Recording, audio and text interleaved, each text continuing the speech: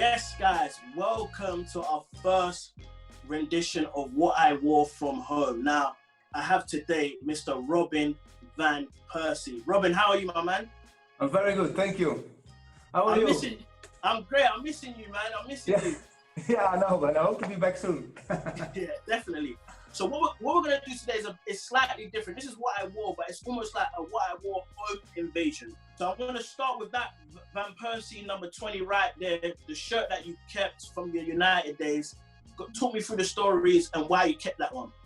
So this shirt is from the game against Aston Villa, when we won the league. My first league, when I scored the hat-trick. So the first thing on my mind was like, okay, I will frame this. I will give this a nice place. You know, it was a very special day for me personally, for Manchester United. The 20th title with number 20. So that's why there's a special meaning for me. I want to know, yeah, you scored that volley, you know that shirt, you're going to frame it. Did you ever wear that shirt afterwards? Or did you just pull it away straight away? No, you know what I did? Actually, after the game, the first thing I did was that I went to the kitman. I said, do you have a permanent marker for me? So I marked this shirt, just in case if it was going missing or whatever, because it did happen in the past. So I marked it with 2 dots. So I knew, only I knew that this is that shirt. I love that. Now, was that, I want to know, throughout your career, was that the only shirt of yours that you wore, that you kept? So I only have a couple, but the 2 shirts I have actually framed up, hanging in my bedroom. It's the last worn Arsenal shirt. Oh, you kept the captain's armband on it as well? Yeah. Of course, I was proud to be captain. Both shirts from Arsenal and Manchester United are hanging there. I love that. Now, as I can see that collection there, that's a serious collection. I'm jealous of you. That's a serious collection you got there. Yeah. I want you to go through some of the players you got there. Let's start with Scholes. I see Scholes at 22 poking out. I want to start there. Yeah. After his last match, we were sitting, I think it was Sir Alex's last game as well. So I was sitting next to him after the game. And I said, Scholes, are you doing anything with your shirt? He was like, no. He said, do you want it? I said, well, yeah, you know, if you don't need it, please. He was like, oh yeah, here you go. He gave his last ever worn shirt to me. What's the ethics of swapping shirts with a player? Because I remember that controversial one with you and Santos. Do you remember? Yeah. Half time. Like, yes. What's the ethics of going about it in the right way? Yeah, because you have to think about the consequences, you know. And if I look back at that moment with Santos, I think I should have done better there.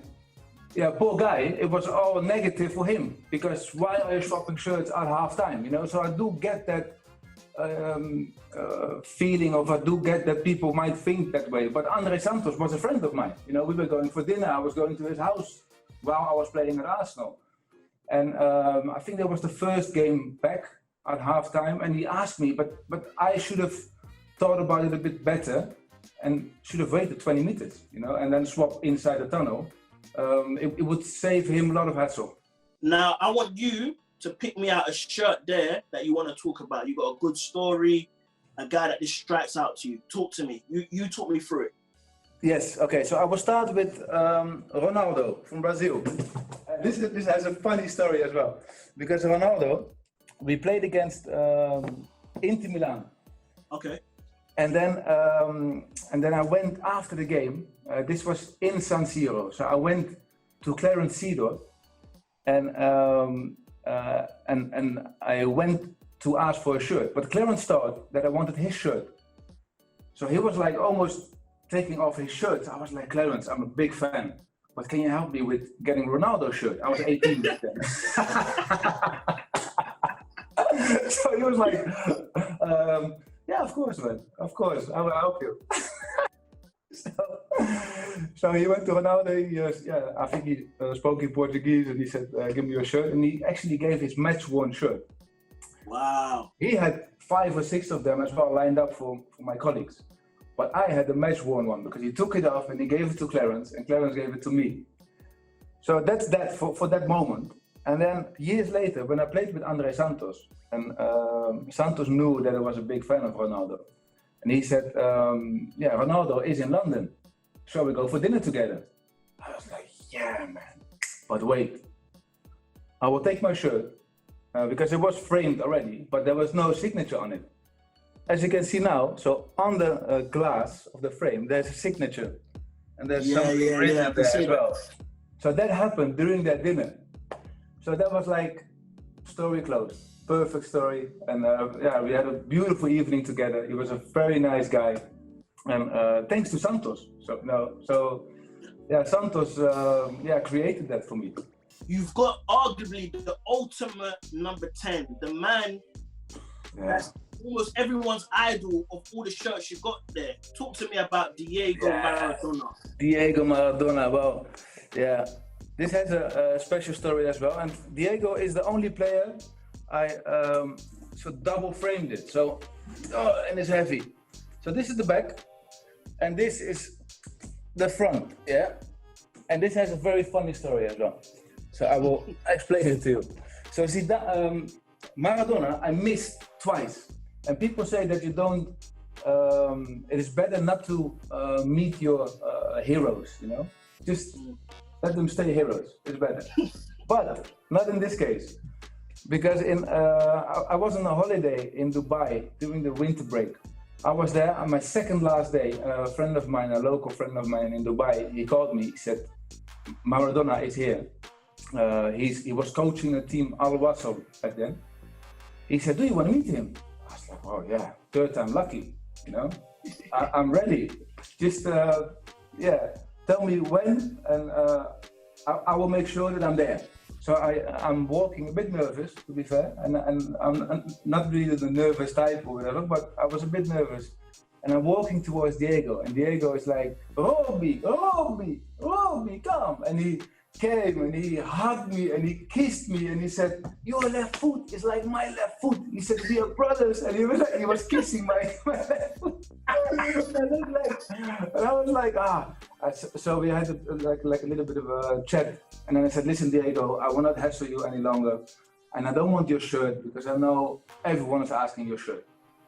I said, but the only thing I would like to do is just to do a 1 minute keepy up with you. I would like to do keepy ups with you. So he was like, of course, man, no problem.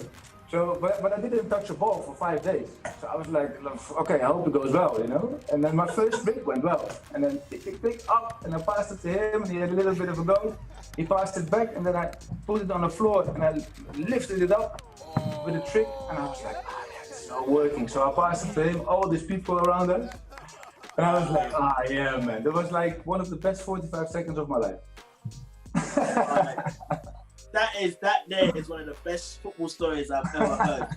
Time-wise, we're gonna have to move on to the memorabilia you have behind the shirts. I see some balls, I see some very shiny boots there. Yes. Talk to me which ones you like the most and the stories behind them ones. Well, I like all of them, to be fair.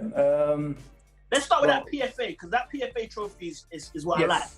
Yeah, and this one has a nice story as well. It's like, I think as a player, it is the biggest honor to win this trophy because your opponents vote for you. So the players who play against you the whole year, these guys vote you as the best player. So they were all able to feel me, to touch me, to compete against me. And that's why this trophy means so much to me.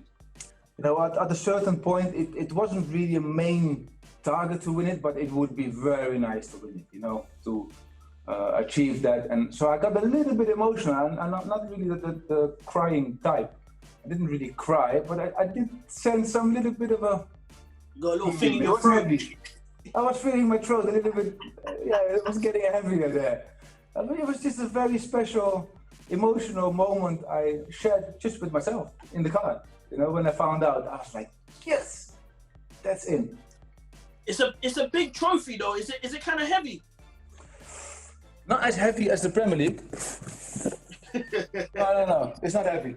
No, it's not heavy.